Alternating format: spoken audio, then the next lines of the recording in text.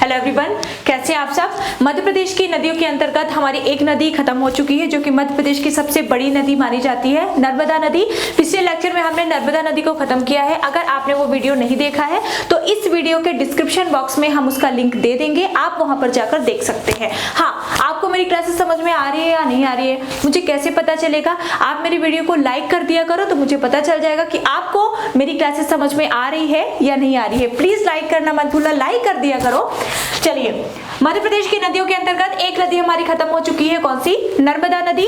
Second में आते हैं, जो दूसरी बड़ी नदी है वो है चंबल।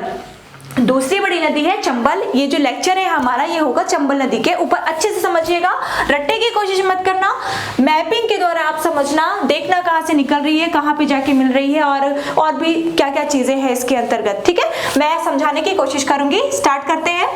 सबसे पहले यहाँ पे मैंने कुछ पॉइंट्स लिख दिए हैं और इन पॉइंट्स के अंतर्गत हम टॉपिकों को डिस्कस करेंगे। पहला है इसका, सबसे पहला जो हमारा पॉइंट है वो देखेंगे हम उद्गम। चंबल नदी के उद्गम के बारे में हम देखते हैं। चंबल नदी के उद्गम को अगर हम देखें तो ये देखिए, ये मैंने बनाई है चंबल नदी। ये यहां से ये मैंने बनाई है चंबल नदी, ये है मध्य प्रदेश। चंबल नदी निकलती है, इसका उद्गम स्थल है इंदौर। यहाँ पे है इंदौर जिला। इंदौर में है एक स्थान महू स्थान है एक। महू में है जाना पाव पहाड़ी। महू के निकट है जाना पाव पहाड़ी और जाना पाव पहाड़ी से ही निकलती है चंबल नदी। ऊंचाई से निकलती है तो इसका उद्गम स्थल कहाँ है, याद रखेंगे।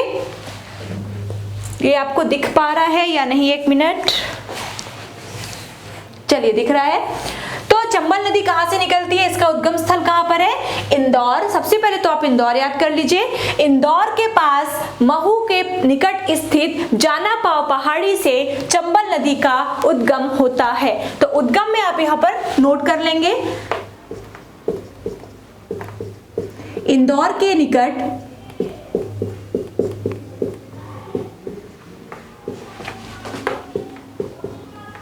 महू में स्थित या महू के पास आसपास ही है जाना पाव पहाड़ी से चंबल नदी का उद्गम होता है, ये याद रखेंगे। ठीक है, उद्गम की बात हो गई। अब हम देखते हैं इसका अंत कहां पर होता है। नर्मदा नदी देखा था आपने, अमरकंटक से निकलती थी और खंभात की खाड़ी में जाकर इसका अंत हो जाता था। इसी तरह से हम चंबल नदी को भी देखते हैं। चंबल नदी इंदौर से निकलती है और ये निकलते हुए पहुंचती है राजस्थान और फिर से ये पहुंचती है मध्य प्रदेश और जा करके ये यूपी में, उत्तर प्रदेश में इटावा नामक स्थान पर, इटावा सुना होगा आपने, इटावा जो कि बकरियों के लिए बहुत ज्यादा फेमस है, तो यूपी में इटावा के निकट यमुना से मिल जाती है। मतलब चंबल नदी यमुना की एक प्रमुख सहायक नदी मानी जाती है जो कि यमुना के दाएं तट से आकर मिलती है। याद रखिएगा, चंबल नदी इंदौर के महू के जाना पाव पहाड़ी से निकलकर यूपी में, उत्तर प्रदेश में इटावा के निकट जब यमुना से मिल जाती है। ओके, तो यहां पर अंत में क्या लिखेंगे? यूपी के इटावा में यमुना से मिल जाती है। मतलब चंबल नदी यमुना नदी की सहायक नदी है। उद्गम की बात हो गई, अंत की बात हो गई। अब हम करते हैं इसकी लंबाई की बात, इसकी लेंथ की बात। ठीक है, तो चंबल नदी इंदौर से निकलती है और जाके यमुना में उत्तर प्रदेश में मिल जाती है और इंदौर से लेकर के इटावा तक ये 965 किलोमीटर की दूरी तय करती है। 965। देखिए जो प्रमुख नदियां हैं उनकी लंबाई आपको याद रखनी पड़ेगी। तो लंबाई क्या है चंबल नदी की? 965 किलोमीटर, 965 किलोमीटर। आगे बढ़ते हैं। अब हम देखते हैं चंबल की कुछ प्रमुख सहायक नदियां। वैसे तो काफी सारी सहायक नदियां हैं, छोटी बड़ी, लेकिन जो प्रमुख सहायक नदियां हैं हम उनकी बात करेंगे। यहाँ पे देखिए, सबसे पहले इंदौर के ही निकट आपको दिख रही होगी क्षिप्रा। मैं प्रमुख नदियों की बात कर रही हूँ जिनकी सहायक है। यहाँ पे आपको दिख रही है क्षिप्रा नदी। क्षिप्रा नदी जिसके की तट पर उज्जैन शहर बसा हुआ है। क्षिप्रा नदी इंदौर से ही निकलती है। इंदौर में है एक काकरी बरडी पहाड़ी, काकरा बरडी भी उसको बोलते हैं। काकरी बरडी पहाड़ी के पास है एक उज्जैनी गांव, उज्जैन शहर की बात नहीं कर रही हूं मैं, एक उज्जैनी गांव है इंदौर में, वहां से निकलती है क्षिप्रा नदी और आगे चलकर देवास और उज्जैन होती हुई मंदसौर पहुंचती है और यहाँ पर ये चंबल नदी से मिल जाती है। क्षिप्रा नदी मंदसौर पहुंचकर चंबल नदी से मिल जाती है और इस तरह से चंबल नदी की सहायक नदी है एक प्रमुख क्षिप्रा। आगे समझ में, आगे बढ़ते हैं। ये आपको दिख रही है काली सिंध। ये काली सिंध नदी कोटा में चंबल से मिलती है। काली सिंध भी चंबल की एक प्रमुख सहायक नदी है ना। काली सिंध निकलती है देवास के बागली गांव से, देवास जिला है उसमें एक बागली गांव है, वहां से निकलती है काली सिंध और ये जाकर, ये देखिए पुनासा दिख रहा होगा, ये काली सिंध की ही सहायक नदी है ना। तो काली सिंध देवास के बागली गांव से निकलकर आगे बढ़ती है और यहाँ पर ये पहुंच जाती है राजस्थान में और राजस्थान के कोटा में ये मिल जाती है चंबल से। मतलब एक प्रमुख सहायक नदी क्षिप्रा के अलावा काली सिंध भी है। काली सिंध कहां पर मिलती है ये चंबल से? कोटा में, राजस्थान के कोटा में। उसके बाद ये आप देख रहे हैं पार्वती नदी। पार्वती नदी निकलती है मध्य प्रदेश के सीहोर जिले से। पार्वती, क्षिप्रा, काली सिंध के बारे में आप अलग से भी पढ़ोगे, यहाँ पर मैं केवल एक जानकारी के लिए बता रही हूँ। पार्वती नदी निकलती है सीहोर जिले से। सीहोर जिले से निकल करके ये देखिए ये आगे बढ़ के ये राजस्थान में पहुंच जाती है और ये भी कोटा नामक स्थान पर, कोटा जिले में जाके चंबल से मिल जाती है। इस तरह एक प्रमुख सहायक नदी इसकी है पार्वती। ठीक है, तो सहायक नदियां क्षिप्रा, काली सिंध, पार्वती और भी कई सारी छोटी छोटी नदियां हैं जो कि इसकी सहायक नदियां हैं, जैसे सिंध, बेतवा, कुनो, बनास इत्यादि। ठीक है, चलिए ये हो गया। अब अगले टॉपिक पे आते हैं। अगला जो हमारा पॉइंट है वो है राज्य। राज्य का मतलब है चंबल जो नदी है ये किन किन राज्यों से होकर बहती है, मतलब ये किन दो राज्यों की सीमा बनाती है या किन राज्यों में बहती है। देखिए यहाँ पे देखिए इंदौर से निकलती है चंबल नदी और इंदौर से निकलकर, इंदौर मतलब मध्य प्रदेश से निकलती है, मध्य प्रदेश से निकलकर ये देखिए नीमच से ये क्रॉस कर जाती है मध्य प्रदेश से की सीमा से बाहर। ये सीमा से बाहर निकलकर कहां पहुंच जाती है? यहाँ पे कौन सा राज्य है मध्य प्रदेश के? यहाँ पर है राजस्थान। तो चंबल नदी पहुंच जाती है राजस्थान में। तो क्या आपने समझा कहां कहां पर बहती है? सबसे पहले मध्य प्रदेश पूछा जाता है किन 3 राज्यों में या किन 4 राज्यों में बहती है। उसके पश्चात ये कहां पहुंचती है? राजस्थान। तो मतलब चंबल नदी राजस्थान में भी बहती है, राजस्थान। उसके बाद आप देखेंगे, उसके बाद राजस्थान से ये कहां पे पहुंच जाती है? फिर से मध्य प्रदेश में पहुंच जाती है। ये जो भिंड, मुरैना, श्योपुर का जो इलाका है, जो जिले हैं, यहाँ पर फिर से पहुंचती है चंबल नदी। मतलब मध्य प्रदेश में ये 2 बार आती है। उसके पश्चात ये निकल जाती है कहां पर? यूपी में, और जहां पर इटावा के पास ये यमुना से मिल जाती है। इस तरह से ये एक और राज्य में बहती है जो है उत्तर प्रदेश, है ना। तो चंबल नदी 3 राज्यों में बहती है, मध्य प्रदेश, राजस्थान और उत्तर प्रदेश। और अगर हम सीमाओं की बात करें कि किन 2 राज्यों की सीमाएं बनाती है, तो चंबल नदी मध्य प्रदेश और राजस्थान की सीमा बनाती है। ठीक है, उसके बाद हम देखते हैं परियोजना। समझ में आ रहा है कि नहीं आ रहा है? अगर नहीं आ रहा होगा तो आप मुझे कमेंट बॉक्स में कमेंट करके पूछ सकते हैं। परियोजनाओं की बात कर लेते हैं। कौन कौन सी परियोजनाएं, स्पेशली जो बड़ी परियोजनाएं हैं वो चंबल नदी पे कौन कौन सी परियोजनाएं चल रही हैं? चंबल नदी पे 3 बहुत इंपॉर्टेंट परियोजनाएं चल रही हैं, बहुत इंपॉर्टेंट, याद रखेंगे। अब 3 याद कैसे रखने हैं? आपको कुछ नहीं याद रखना, आपको याद रखना है केवल गरज। क्या याद रखना है आपको? केवल गरज। गरज से ग को अलग कीजिए। ये है गांधी सागर परियोजना, ये बांध है, डैम है, गांधी सागर परियोजना। ठीक है, आता है र से हो जाएगा राणा प्रताप सागर परियोजना। राणा प्रताप सागर परियोजना। बचता है ज से हो जाएगा जवाहर सागर परियोजना।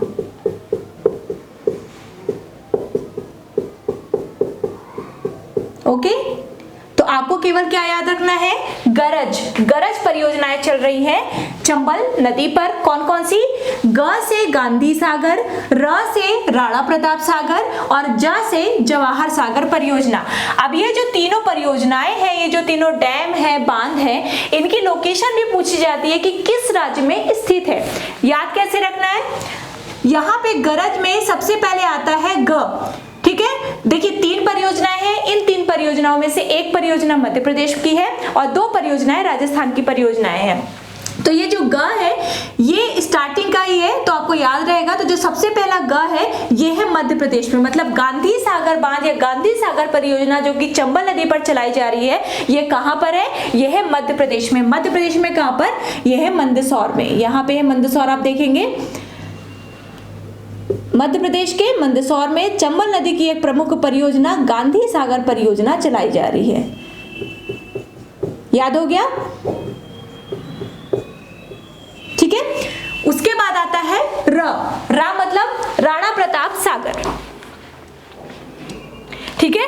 तो जो राणा प्रताप सागर परियोजना है ये चल रही है राजस्थान में। मैंने बताया 3 परियोजनाओं में से 2 परियोजनाएं राजस्थान की है और 1 परियोजना मध्य प्रदेश की है।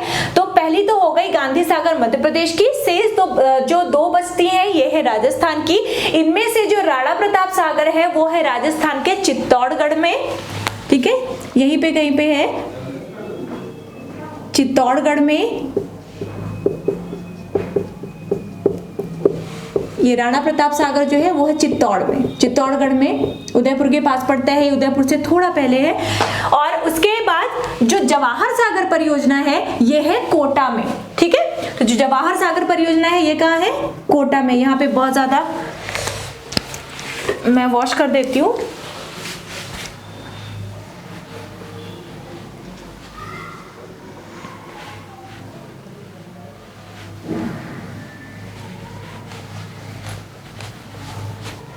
गांधी सागर हो गया, गांधी सागर के बाद राणा प्रताप सागर कहां पर है, ये है चित्तौड़गढ़ राजस्थान। और एक बचता है जवाहर सागर कहां पर है, ये है राजस्थान के कोटा में। आगे समझ में। तो 3 प्रमुख परियोजनाएं चलाई जा रही हैं चंबल नदी पर। कौन कौन सी, एक गांधी सागर, एक जवाहर सागर परियोजना आगे लिख लेंगे और एक राणा प्रताप सागर, ठीक है।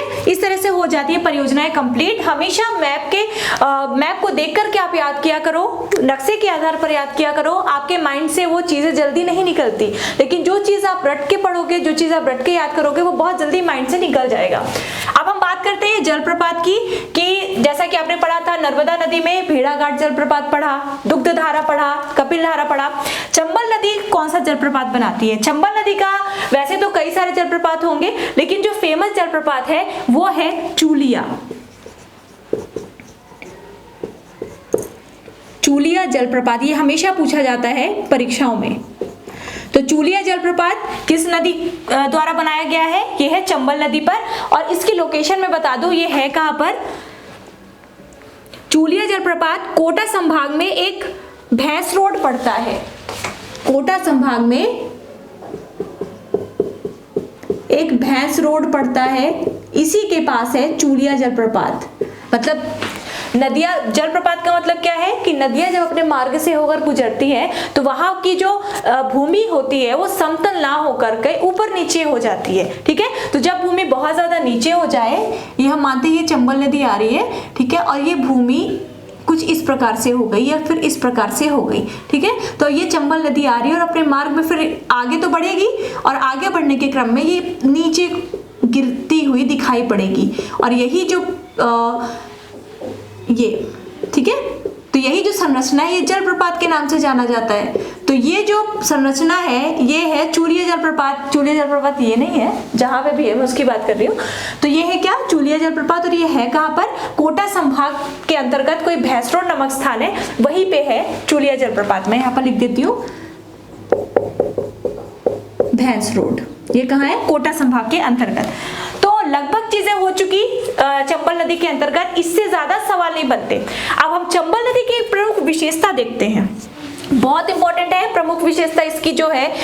बाकी बहुत सारी विशेषताएं होंगी, लेकिन सबसे ज्यादा फेमस किस चीज के लिए है चंबल नदी, हम उसके बारे में बात कर रहे हैं। ठीक है, तो जो चंबल नदी है ये भिंड में, मुरैना में और श्योपुर में, भिंड मुरैना यहाँ पे है यहाँ पे श्योपुर, यहाँ मुरैना, यहाँ पे भिंड।